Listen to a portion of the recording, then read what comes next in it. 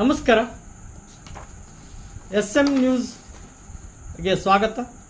ನಾನು ನಿಮ್ಮ ಪ್ರೀತಿಯ ಫಿರೋಜ್ BS.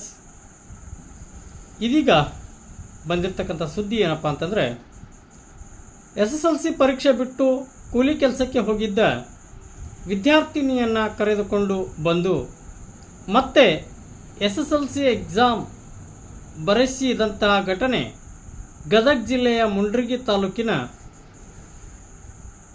ಬರ್ದೂರು ಗ್ರಾಮದಲ್ಲಿ ನಡೆದಿದೆ.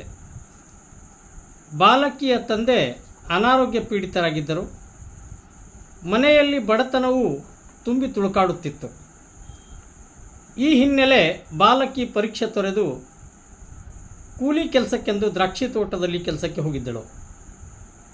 ಆದರೆ ಈ ವಿಚಾರ ತಿಳಿದ ಸರ್ಕಾರ, ಶಿಕ್ಷಣ ಇಲಾಖೆಯ ಅಧಿಕಾರಿಗಳು ಆಕೆಯನ್ನು ವಾಪಸ್ ಕರೆಸಿ ಆಕೆಗೆ ಮರು ಪರೀಕ್ಷೆ ಮಾಡಿದ್ದಾರೆ.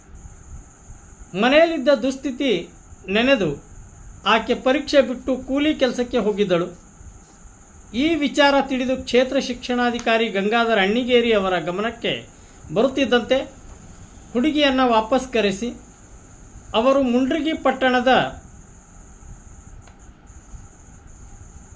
ವಿಜಿ ಲಿಂಬಿಕಾಯಿ ಶಿಕ್ಷಣ ಸಂಸ್ಥೆಯ ಪರೀಕ್ಷಾ ಕೇಂದ್ರದಲ್ಲಿ ಆಕೆಗೆ ಪರೀಕ್ಷೆ ಬರೆಸಿದ್ದಾರೆ.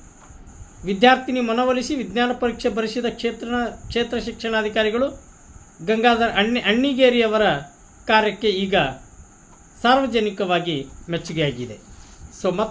ಮತ್ತೊಂದು ಸ್ವಾರಸ್ಯಕರ ಸುದ್ದಿಯೊಂದಿಗೆ ನಿಮ್ಮ ಮುಂದೆ ಬರಲಿದ್ದೇನೆ. ನಮಸ್ಕಾರ, ಧನ್ಯವಾದಗಳು.